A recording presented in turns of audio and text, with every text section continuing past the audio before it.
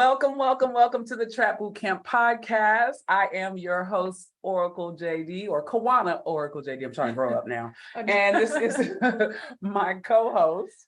Sam or Samantha, I guess. If we're grown today. We're grown. No, Sam Silver. Sam Silver, you guys. And I am so excited. We have another guest. I know you have been like, oh God, they got guests. And we have some professional and very, very smart and knowledgeable people that we are bringing to you guys. So Trap Mates, please welcome Misha Bechtolsheim. Hi guys, thanks for having me on. How you doing? Misha is a fully certified STOTT Pilates, TRX Sports Medicine, and Z Health trainer. We need to talk about that Z Health. Yeah. Providing intelligent application of movement for clinical rehab to athletic performance.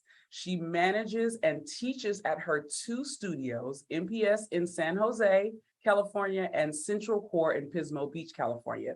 Misha has been honored by Silicon Valley's Business Journal's 2018 Top 40 Under 40 and Metro Magazine's Best of Silicon Valley.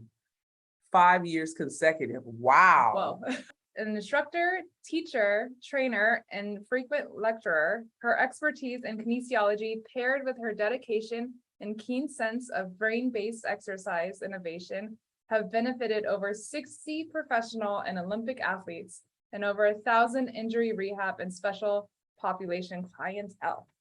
She combines neuroscience with fitness to help her clients improve mobility, build strength, and so much more. Misha, finally, after all those awesome credits. Thank you so much. Yes. There's so much we had to write it down. We had to Yeah, we want to make sure you get your full credit too. Oh, you guys are so sweet. Thank you. It's been such a joy. It kind of just snowballs into one another, right? And you see people you want to help and you figure out how you're going to be able to help them. Yeah. Amazing. How did you get started in this particular area? Sorry about that. Yeah. So I guess the long story trying to shorten it down is I was a figure skater from the age of 3 to 18.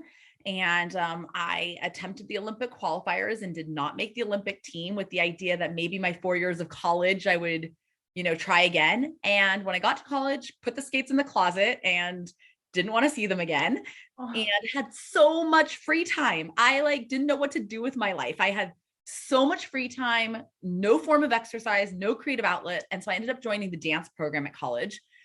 Fast forward a couple years, I had a major knee injury and I got rehabbed on the Pilates reformer in a reformer that just kind of rolled down from the janitorial closet at the college. And I fell in love with Pilates. And that's kind of what started the whole thing. And after I graduated, I opened up a Pilates studio and really got my energy and excitement in helping injuries in special populations. Special populations, people ask, it's like neurological disorders, fibromyalgia, Parkinson's, things like that, high risk pregnancies. And then I felt like there's got to be a way of being more effective and more efficient. There's got to be a way of actually converting the brain for injury prehab, I guess you could call it, rather than injury rehab. And, I was sitting on Instagram probably at 10 o'clock at night and a rabbit hole of hashtags and videos took me down the Z Health path. And I fell in love with brain-based training and understanding applied neurology and how it could help my clients and clients that I previously couldn't help. And yeah, that's kind of where we brought today. That's so awesome. So wait, how did that help you with your knee injury? I'm sure you were able to apply it to yourself. Yeah, absolutely. So what's really interesting about it is I think that someone's not really fully rehabbed just physically. It has an emotional state to us, right? When we get injured, if it's one injury, we might be able to brush it off. But if we get the same injury again, if we deal with chronic pain or we re-injure a knee or constantly have our shoulder bother us when we do something, it's now almost an emotional attack. It's a psychological attack on us as well. And so the neurological aspect of it is, how do we get fully rehabbed? Not just is the joint healthy and x-rays say you're fine, but how do you actually retrust that body part? How do you retrust yourself to go back to the things you love or the things you want to do and not be fearful, not be scared of it? And I think that was the big one. Even for my knee injury, people would talk to me and I would say, oh yeah, I have a knee injury. No, you don't. You injured yourself 6 years ago. You don't have a knee injury. Right. Yeah. Yes. This reminds me of a book I've been meaning to read, called The Body Keeps the Score, I believe. Is that like kind of within the same realm? Yeah, it is. It is. And I think until we actually kind of cut the chit chat or give ourselves authentic reasons to re-believe ourselves, which can be done with brain-based exercise. That's why I say exercise is important, but we also have to attribute that to like, does the brain understand that then? Yeah. Does it understand that it just did something? And so then why are you complaining about the fact that it can't, you know? So what made you take that approach, and how did it help? Like, what your first client, let's do that. Yeah. Your first client, what was, hey, I need to use Z Health on them, or what made you say I need to take this type of approach? Absolutely. So first of all, the Z Health programming is very, very extensive. And I love them for that. They don't sugarcoat neurology. I mean, the brain is so complex, and they expect a lot, which was really great. So the first session that we had, they probably had 40 hours worth of content that we had to listen to and 3 books we had to read before we entered our first class. So it really actually made me feel really good about how much we're actually going to learn in that 4-day session or 3-day session. So based on the fact that it was so much information and so, it like almost you had so many more answers and so many more questions. Yeah, I have so many questions. And so I started with simple things that could make huge changes in basic attributes in life. So I started with clients that had range of motion issues, mobility issues. I didn't take the big, huge things at first. Like my first couple weeks, I got my feet wet with, oh, you have never been able to lift your arm past here? Let's do a neurological drill. Let's do some exercises and let's move your eyes. We can talk about all of that stuff. And suddenly their arm is all the way back. Amazing. And that goes into that protective mode, that guardian instinct, right? They still thought from 20 years ago, their shoulder injury, they never let their arm go past that point. They felt resistance at that point, and that is where they stuck for the last 20 years. And then they tell all trainers, they tell themselves, other people tell them that that's how life is. Okay, that's where we work in. And then they saw their arm go back and there was no pain. And they were like, whoa, okay. And suddenly it was opening up doors that way. Then we could strengthen in those new ranges of motion that they hadn't been in a long time. So that's kind of how I started it. Then I started to really deep dive into people with anxiety and people that have a lot of fear over chronic pain or lack of confidence. It's amazing how pain in our body changes our mood, changes our ability to process information, changes our relationships with other people, right? And so if we're able to kind of fix those with brain-based movement and get endorphins going and get the dopamine going, I think it actually spreads and ripples through and helps in so many other attributes in that person's life that are really meaningful to them. That's amazing. So I know you've explained, well, you didn't really explain the Z Health. I seen you do one move where you put it inside and you put it in your mouth and then you were like opposing joint. I was like, oh my God, that's what hooked me. You hooked me right there. I was like, I want to know more about this. So it's really cool. So there's something called opposing joints. And the idea is that the brain has so much stuff to do that anywhere that it can shorten the pathways or make the neurons connect faster, like every time you lift your right hand up, your left toes curl. This is not true, but let's just say that is how it happens in our bodies. And every time we lift our left hand up, our right toes curl. the brain is going to start to connect them. So the second your left hand goes up, the right toes are already going to curl. Yeah. So how opposing joint work is we are bipedal, which means we're two-footed walking people. And so when we take a step with our right foot, our left arm swings forward. And the brain knows that more so than not, 99% of the time when you are walking and your right foot is forward and your left arm is forward, the next thing you're going to do is put the other foot forward and the other arm forward. So it has started to actually create neural synapses in that it already knows that that's what's next.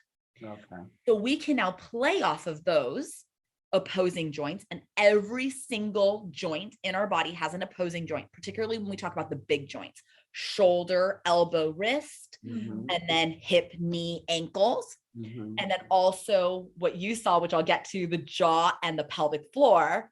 And then we have our neck and our coccyx and our jaw, our pelvis and our neck. And then we have our thoracic and our lumbar spine, our upper back and our lower back. And these are opposing joints to one another. Okay. So of the dirtiest question right now, but I'll ask. No, we'll get there. It's coming. Can you hand me my bag? I got to write it down. I'm sorry. Yeah. So like, I'm in love with you, but like, I was like, oh no, what's happening in there? Oh, just give me the whole bag. Okay, here we go. So yeah, so like basically if I have someone that has a knee replacement surgery and they are not supposed to work their knee, or if I had someone that had an ankle replacement surgery, that's the one I had before. They had an ankle replacement surgery. They had plates in their ankles. It was casted up. They weren't allowed to move that ankle for 4 months. Well, we didn't want atrophy to take place. We didn't want her to lose a lot of mobility and have a lot of setbacks. So if it was her right ankle, so we did a ton of left wrist motion. We used resistance bands. We did movement with her left wrist. And the left wrist is the opposing joint to the right ankle. So when the cast came off, the doctors actually saw that she had less atrophy, was ready to rehab faster, had better mobility in that ankle afterwards. And the cool thing about it is she actually got this ankle replacement surgery twice, once before we did any of the neural stuff and once after. So we had clear signs that this was actually a better way of having her rehab. So that was really cool. But yes, go Sam. What were you thinking about for the dirty question? I'll get to that in a second, actually, because now I have a real question too. So I know that like when you sprain your ankle really bad, like you mentioned, like when something happens younger and then you don't realize it like continues on. I know that there's like research that says if you sprain your ankle really bad once, then like kind of forever, your ankle will continuously, like the muscles or whatever, like will instantly freeze up a lot easier. Do you find that people say in that right ankle, if they keep spraining it, that they eventually start to have left wrist issues? Like, do you see it kind of the opposite, catch on or something? That's really interesting. I haven't seen too much of that, of it transitioning that way. But what's interesting about the ankle sprains is when you sprain an ankle, the ligaments stretch. And how I describe ligaments is they're like grocery bags, plastic grocery bags. They are super strong. They can hold 2 gallons of milk. They can live a very, very long lifespan. But you pull that grocery bag apart, or if you tear it in any which way, its structural integrity is basically gone. And it's never going back the way it was. So ligaments tend, when you sprain an ankle, the ligaments tend to stretch, and that makes that joint a little bit more compromised. Does that mean you can't have a 100% functioning ankle and never have pain in it? No, you can. Of course you can. So what happens is that actually in some of the neuro work we do to decrease threat in ourselves, to decrease the sense of, oh my God, that felt really scary to me. The strain in the ligament or the tear in the ligament actually takes place from the fear of it overstretching. And so it tenses up, exactly what you said. It tenses up. So if we then actually train the ankle and tilt it as much as we possibly can, and I make my clients do this, they have their foot flat on the floor, and then I have them roll their ankle so their ankle bone tries to touch the floor and then bring it back. And I actually make them do this. Now, when they step off the curb, and this happened to me, I stepped off the curb awkwardly and I was walking my dog and I was trying to avoid something. And my shoe rolled off the edge of the curb and I dropped down to the asphalt and my shoe flipped off my foot. That's how much I rolled it. And I was like, oh, but I do that like 3 times All a the week. time. Yeah. And I like checked my ankle and I like moved it around and did some circles. I was like, oh, okay, we're good. And I walked away because my body didn't freak out about it. My body didn't tense up on it because it was just a movement I've done a million times. Yeah. Mhm. Amazing. So we can create strength, and more importantly, we can reduce the fear of re-injuring or having the injury in the first place based on our perception of it. Yeah. Right? Wow. You take the kid in the park, right? Okay. You have 2 kids jump off a swing and they both scratch their knees. And you have one mom run, Johnny, oh my God, are you okay? Oh my God. And the other one claps and was like, 8 out of 10, give it another try. Yeah. Like the one that was screaming and thought, now that's fear. That's like, oh, something happened wrong. Something's bad. Like there's a negative consequence. This is a negative reaction to me scratching my knee and jumping off a swing. That person's going to potentially have chronic pain. Because again, it all kind of goes back to the brain and how it reacts to the pain, how you react to it. It's just like when your son drops, just like you said, when my kids used to fall and I'd be like, I don't say anything and then they get up. Or if I go, oh my God, and they start crying, it's like, they wait for your reaction, right? Trying to figure out if this is a good or bad thing. Yeah. You're right. Oh, Bunny must hate me then. Every time she does something, I'm like, oh, hello. I'm like, oh my God, she fell. Like my poor animal. So I wanted to talk about, you sprung a question. It's great that we have people like you that know so much, because we can ask questions about our clients and our trap mates as well. Absolutely. And I have a client right now who has issues with the knee, and I'm experiencing the same thing. And again, it goes back to the brain. I recall when I started feeling this pain, probably during the pandemic when I was training online a lot, I was like, I just didn't pay it any mind, right? Then I meet this client and we're talking and I'm like, yeah, I felt something like that. And then all of a sudden, now I'm feeling my knee again. Like, and so it's weird, but I just want to know, as far as the knee is concerned, like, okay, you said how would you treat a knee injury when the knee is not feeling stable? Yeah, good question. So there's a couple things. The most important thing when dealing with brain training, is that we reduce the threat, right? Basically our brain, all it cares about is that it itself is not going to get damaged or hurt. And then the body is not going to get damaged and hurt. Yeah. That's all the brain cares about. You could get 100 compliments and you get 1 negative review and you fester over it. That's the brain. The brain is searching for things that it should be concerned about, threats, danger, things that are unsafe. So if we can create a safe space for the brain to then explore movement. So what does that mean? That could mean holding on to something to give yourself some structural stability, to give yourself less to worry about balancing or feeling like you're going to collapse on the knee. It could mean getting more sensation to that area, to the brain, so that it has improved information, right? For example, if we were to run an obstacle course in a house of mirrors, we probably wouldn't feel very safe and comfortable doing so. We would be slower. We would be putting our hands out. We wouldn't be trusting of what we're seeing. So there's different receptors. We could use hot and cold. We could use vibration therapy. We could use pressure, whether we put kinesio tape or we bandage it or compression it. So these types of things can actually give feedback to the brain of what's happening. And then most important is pain-free movement. So whatever they can do, we go off of this thing called a 1 pain-free rep.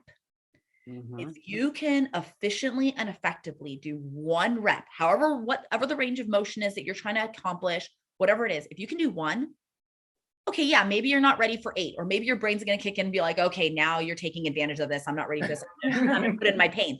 But if you can do 1, you clearly can do 2, 3, 4 eventually, right? You just need to tell your brain, I can do 1.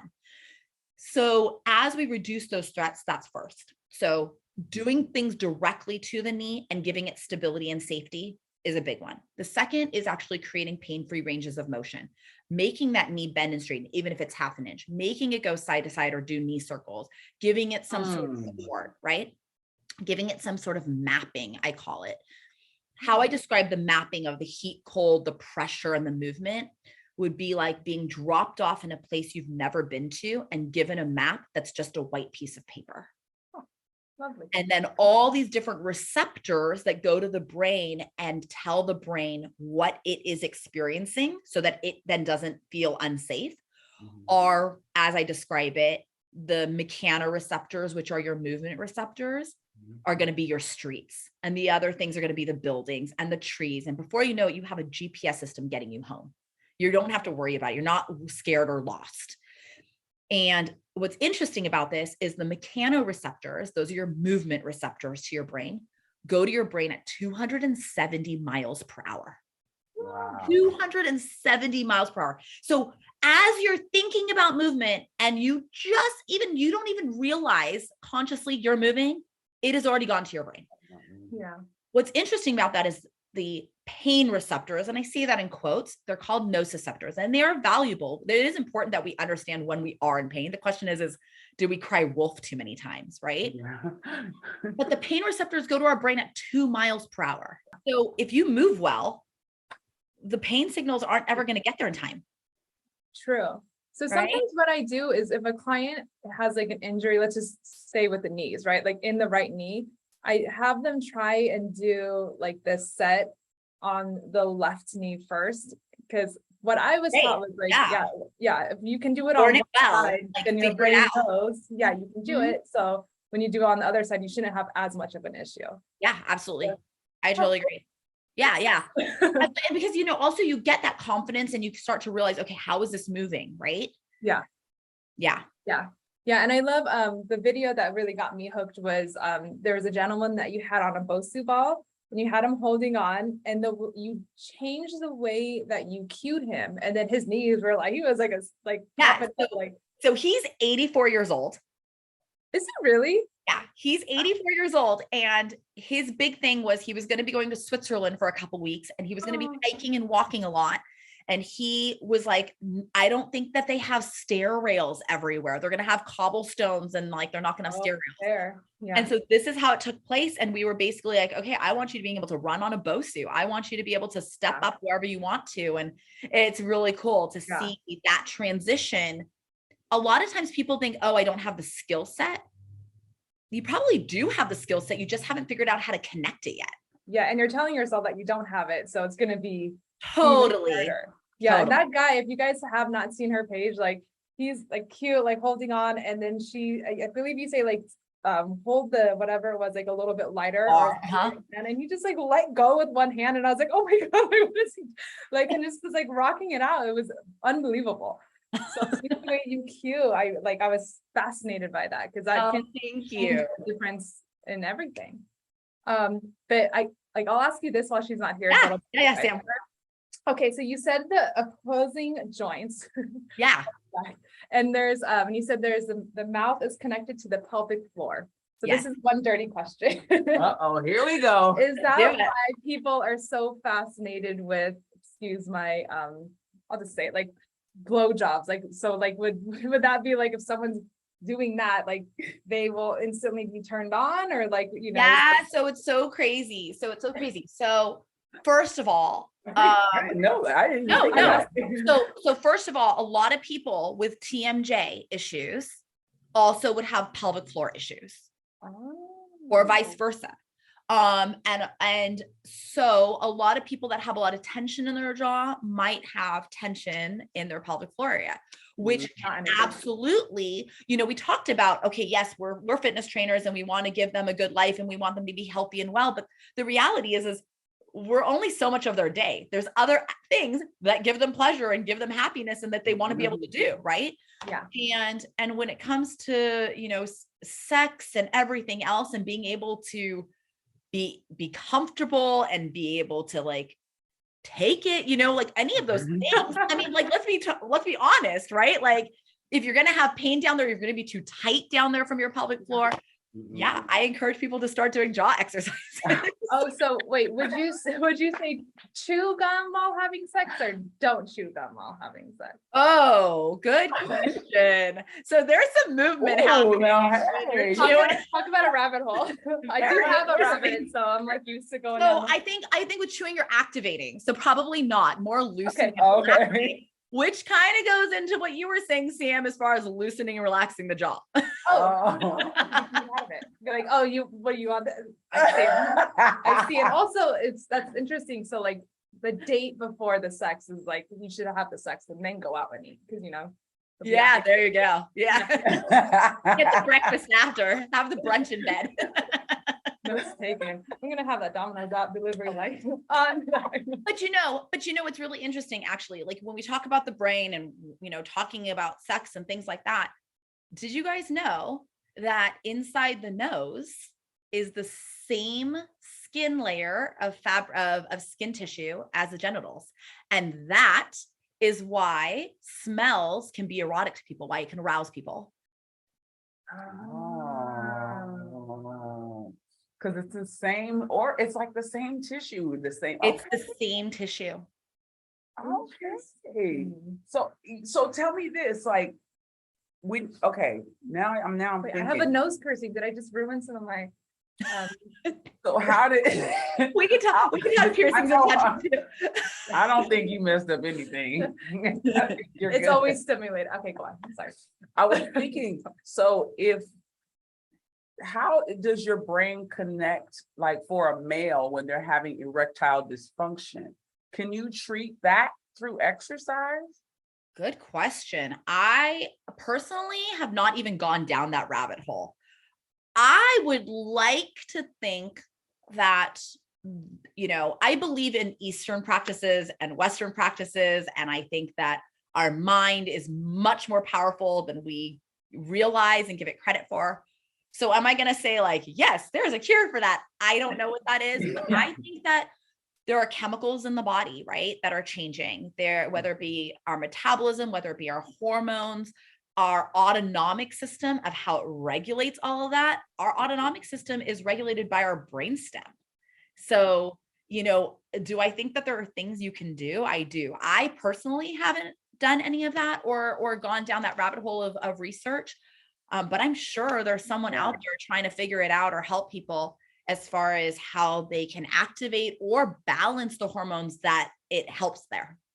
Yeah, because I know, like, I've had clients that had issues with their libido, and from working out and doing cardio and certain exercises, after a few months, they're like, oh girl, I got my drive back. You know what I mean? And I know that's just a blood flow thing and it's a breathing thing as well. So it seems to me that there should be something that could kind of like help that as well for a male, you know what I mean? I think it's also, I think definitely the blood flow, definitely the chemical releases of all the dopamine and serotonin and endorphins, all these types of things, but also, the things that we can't categorize very easily, simply having confidence, feeling comfortable in your own skin, things like that actually have a huge role on our mental psyche of getting us going or feeling good about it. That's true. That's true. That makes sense. Like if you're able to suddenly do a heavy deadlift, you'll probably feel more confident and I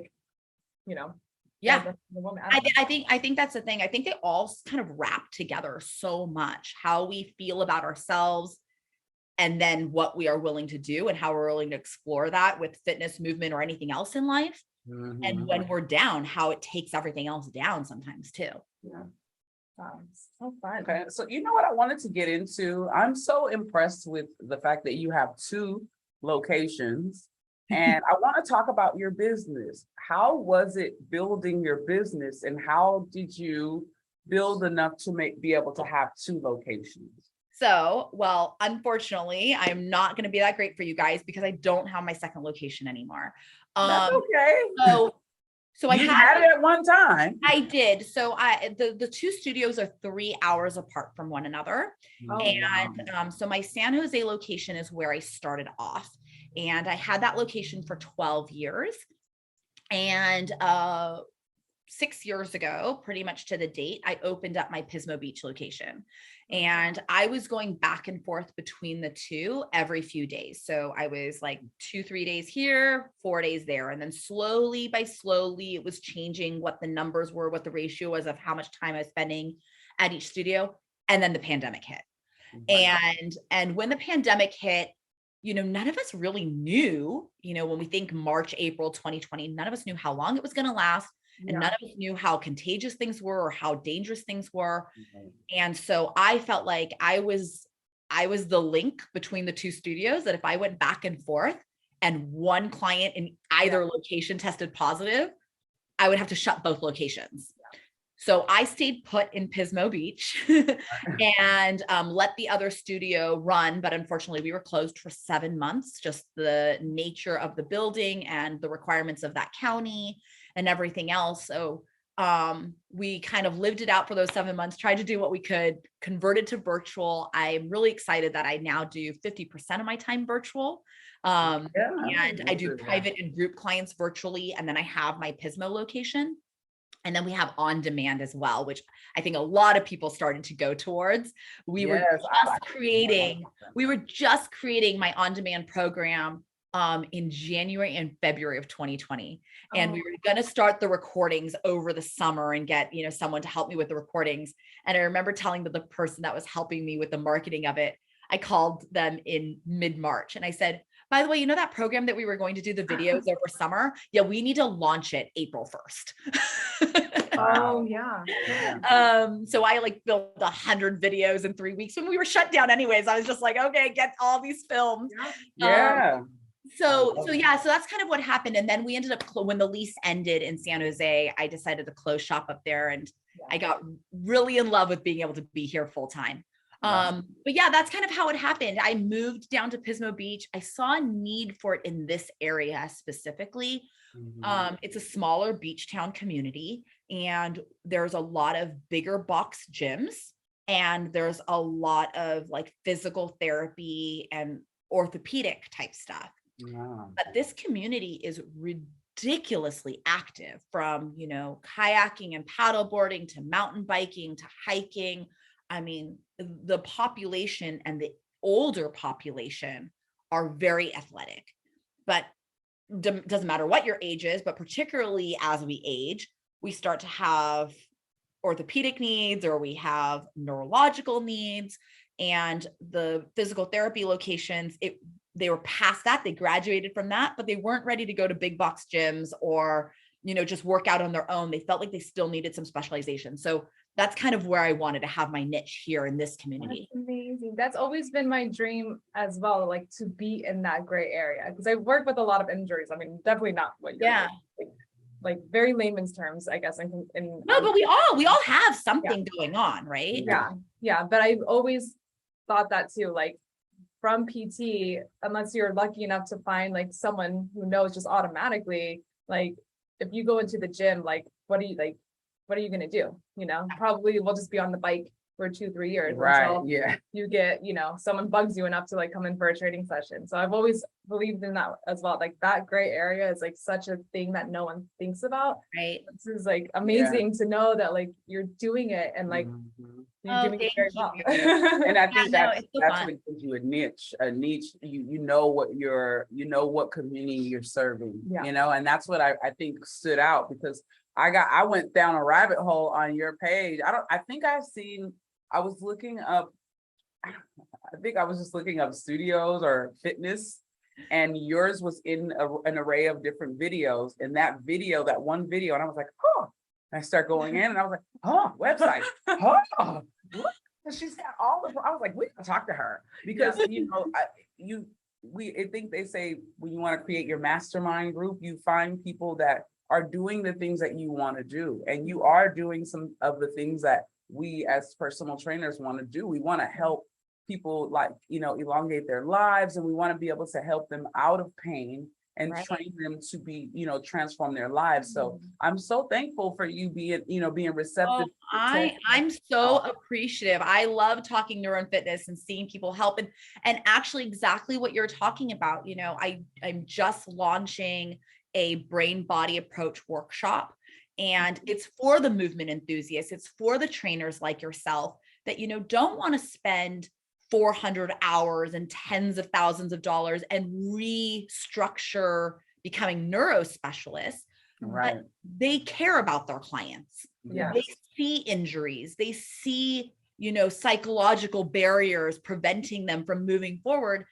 And they need the tools. They need the basic neurological tools that are going to take their clients to the next level and help them become, more effective and more efficient trainers to benefit their clientele. Yeah. And I realized there was that part too. So I'm just starting that program. We actually have our first training in November. Yeah, I think I be all virtual. It's $119. How much is it? It's $190. It's $199. It's a 2.5-hour workshop. You get the recording, you have a 20-page workbook, and there's some charts in there that are cognitive coordination charts that have been created for this program by this amazing guy, Dr. Jacob Weiss. And he creates all these types of brain-based coordination charts, and he created special ones just for this program. So we're really excited. Wow, yeah. I think I think, as trainers, it's important for us to just continue to reinvent our style and learn more information so we have an artillery of things that we can help clients with. And that, when I seen that, I was like, okay, you got me, you hooked me all the way. And I think that's so cool too, right? Because there's that whole thing of like, is it good or is it bad with social media? And for me personally, and I hope you guys have too, like, it has been nothing but overwhelmingly good for me. Like I have gotten to have colleagues and mentors and trainers and inspirers and creators that from all over the world make me better. I don't have to search for just my community within my location. Yes. But someone in Australia and Hong Kong and Brazil and Westlake, like we can all come together and we can learn from each other and empower each other and help ourselves and help our clients. And I feel like it just takes the industry to a whole nother level. Yes. And it's cool because like, even like talking about this, like I told you about my friend who like hurt her elbow, the one that gave me like the dope couch. Oh yes. I just got a really comfy couch. So she just got really injured, and I went to PT with her yesterday, and they had to distract her from like rotating her arm because like she was stopping it. Like, and the PT was like, your brain is stopping you from doing it. So it's like talking to you, I can now be like, oh, I know a little bit more about what's going on with her. Yeah. So then I can like hopefully jump into your program, and like when it starts, and then start to apply that to her. Cause she's like very confident. She's rocking and rolling, but her brain's holding her back a little bit. No, I totally hear you. I had this client, I don't know if you guys have time for this quick story. Yeah. This client, she was 15 years old. I'm so incredibly proud of her. So she was 15 years old when I first met her, and her mom said that, her goal was to get a running scholarship through high school to get her into college, and financially they needed that scholarship. And at 15, she was doing really well in high school running. And, the following year was going to be recruiters coming out to start to look at these girls. And she dropped a table on her foot and broke 4 toes and damaged one of the nerves. Oh my God. And she went into a tailspin of depression for the 3 months over summer, didn't want to hang out with friends, didn't want to leave her room. And her mom was saying, I want my daughter back. Even if she can't run, I just need my daughter back. And I didn't know them. They had been referred by someone that had known me. And I said, okay, so what's going on? And they said, PT has cleared her. PT has said she's rehabbed. She's fine, but she can't run more than a quarter mile. And she was a long distance runner. And so I said, okay. And they said, well, the season starts in 6 weeks. Can you get her up and running? And she had to be running 25 miles a week. And she couldn't do a quarter mile. Jeez. And I was like, I might need 7 weeks. After I assessed her, I was like, we might need a little bit more time. But yes, like if the coach is willing to hold her spot, we will make sure that she can run and compete for this season. I love that you said 6 weeks, and I'm like, that's not enough time. And then you're like, oh, but I just need 7. Like, I'll just one more. Like, just one more week. And so we started doing stuff. And what you're talking about, distraction, she was so fearful. She was so concerned. So I said to her, I was like, what type of music do you like? Which artist do you love? And she loved Taylor Swift. And so I was like, I need you to put this on, and we'll talk about this in my workshop.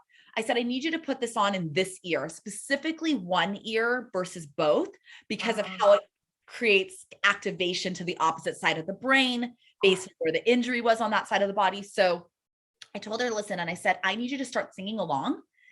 And I need you to start picturing. I said, have you ever been to a Taylor Swift concert? And she's like, oh yeah, I've been to like 3.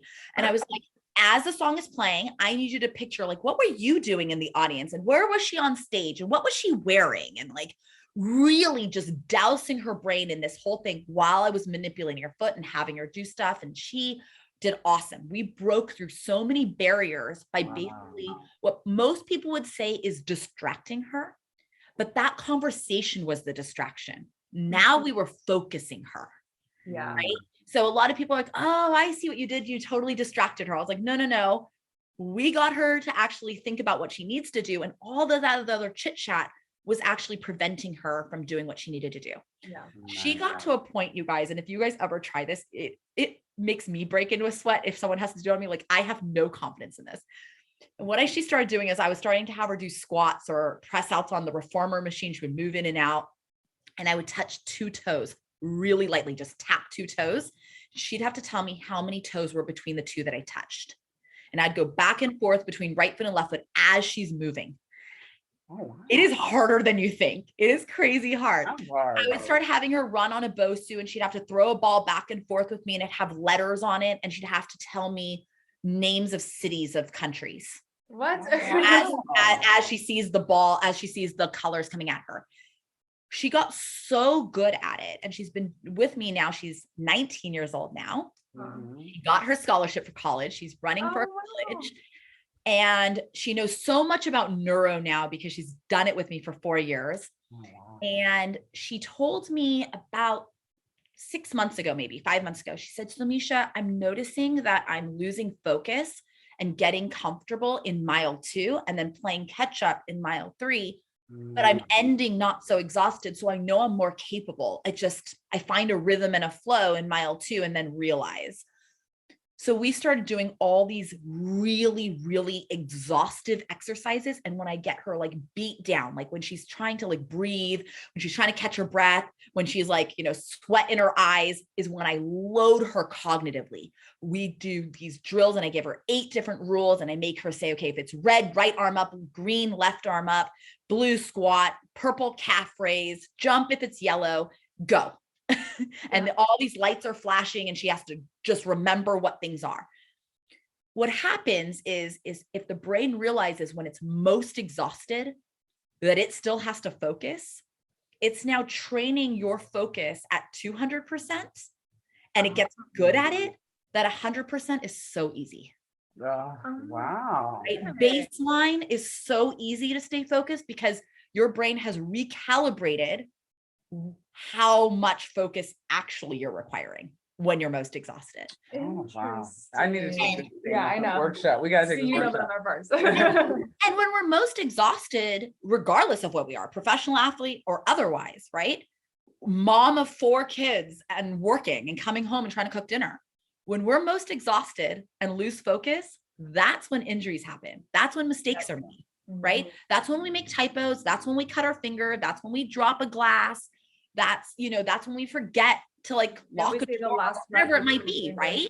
Yeah. And so when we're able to increase that focus when we're most exhausted, it filters down to everything. So she's now 5th in state in California. Wow. Damn, okay, girl. So yeah, we're definitely gonna you are gonna become our mentor, just so you know.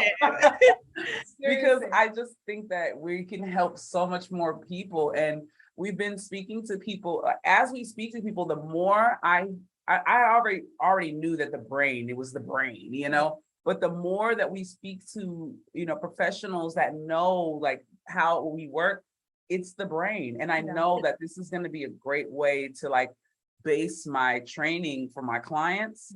And I'm so glad that so excited. This is so amazing. And I think that's the big takeaway, right? Like we can replace a knee now. I mean, we can replace a heart now, but we got one brain.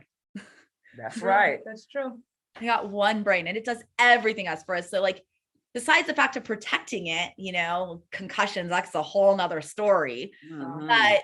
But rehabbing it and giving it everything it needs, from like breathing for oxygen and nutrients and activation, like those are the things we need to keep it strong.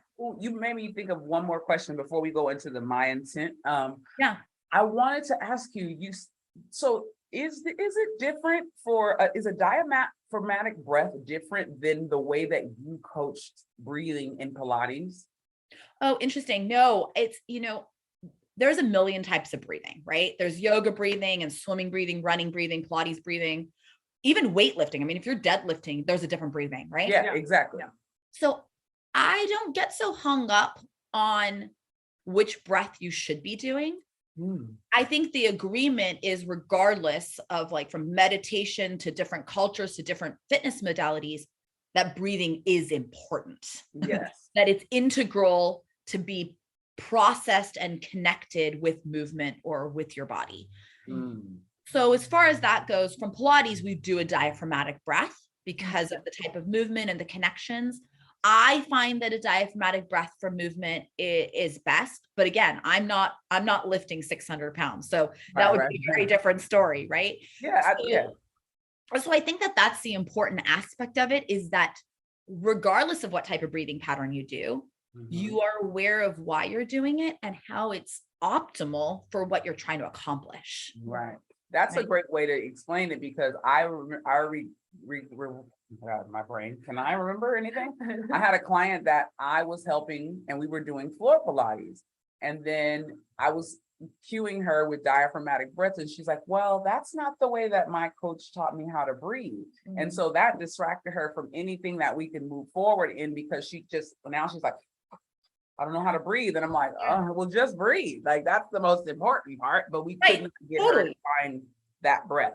But at the same time, right? Like, no offense to the client, no judgment on the client, but it's breathing, it's oxygen. Like, we should be able to have enough resilience to breathe different ways. Yes. Like, if we always breathe the exact same way in all that we do, can we really be guaranteed that every time in life it's going to give us that opportunity to breathe in that way? And then what's the threats outside of that comfort zone, right? Like, if someone breathes really meditatively all the time and doesn't have the capacity to breathe fast and like staccato breathing, how are they ever going to be able to chase a bus? Right? Like, I feel like there's breathing resilience. Like, if you never ask someone to hold their breath, I'm not talking about movement per se, but if someone's scared to hold their breath, there's going to be times that they're going to have to hold their breath. Yeah, exactly. Why not try it now? I bet you it's probably just when they're focusing on that different kind of breathing, because I've kind of ran into that too. And then eventually I'm like, okay, just breathe. Just breathe. We'll talk about it later. But what I've been kind of testing with mine, it's like, I'll be like, okay, you know what, today go and try yoga. Because like in yoga videos, they're always talking about the breath. Yeah. So I feel like because I kind of run into that too, but then I'm just like, go and try something new, and then maybe just see how you're breathing. Yeah.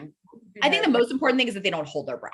Exactly. That's the typical when they're that's trying always to my cue. Holding the breath. Yeah. Knock them in the belly. I'm like, what's going on? I'm just kidding, guys. So we have two more segments that we want to get to, because I know that you have things that you need to do for them. So we're going to grab one card here from the Mayans. Do not pick the same card you always pick.